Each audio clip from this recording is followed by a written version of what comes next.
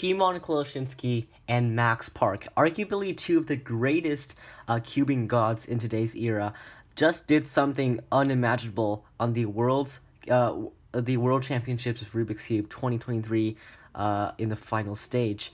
They had the same time, which is an insane time of 4:54 on the world stage in finals of 3x3, and on this same scramble, on this scramble right here on the fourth solve of both of their averages, they got an insane time of 4:54, and I will break down how each of them did these solutions. The solutions are quite similar up to one point where and after that point, both of them showcased their own solving style, very unique solving style, and I think you can learn from both.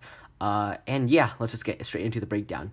First, for Tymon. So Tymon, on this fourth solve, he noticed the yellow cross. His cross pieces are here, here, here, and here. Obviously, this is a very simple cross. We have these two already being solved, and we just have these two left. And we also notice this solved actual edge, which also corresponds to this corner.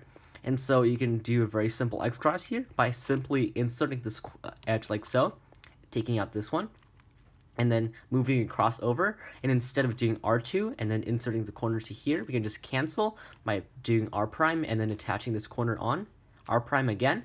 And of course, Tymon noticed in inspection his second pair, which is this corner and this edge. So here, instead of doing a D prime, then he would have to rotate. Then he did here a wide U prime.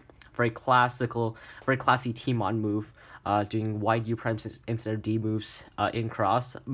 I myself have been incorporating that technique in a lot myself, and it has proven very useful. I think you should too. And now our second pair, like so.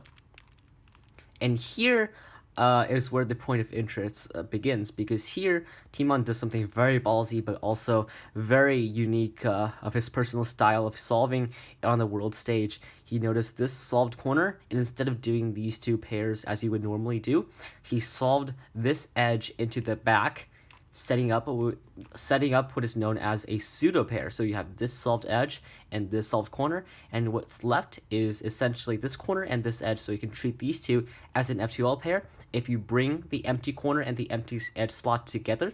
And now you can just solve these two like a normal F2L pair. So you can just rotate and solve these into the back like so. Tymon, if you didn't know, was kind of the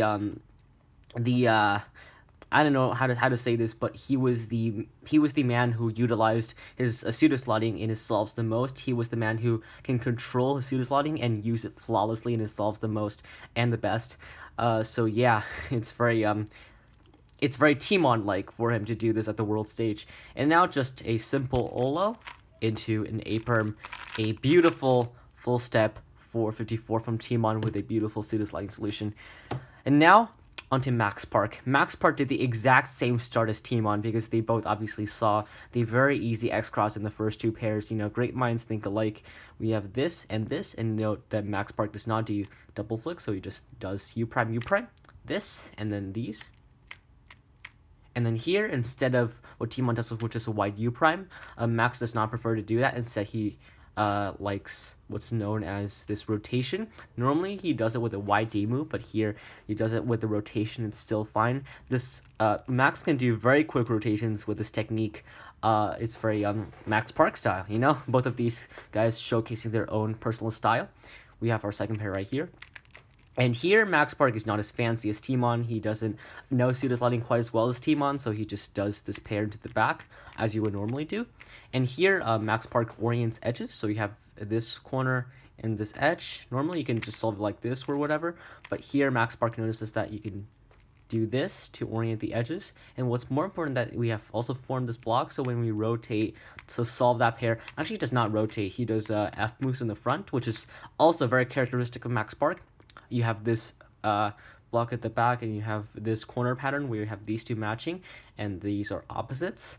And you can just do a very simple 9 moves EBLL, which of course Max Park knows, and finishes off also in a 4:54. So those two are very insane singles from both of these amazing solvers. It's very cool of them to showcase their own unique personal style, which I think you should learn from both, honestly. I did, and it has worked a lot well. It has worked very well for me. Thanks for watching. I hope you enjoyed, and I'll see you in the next one.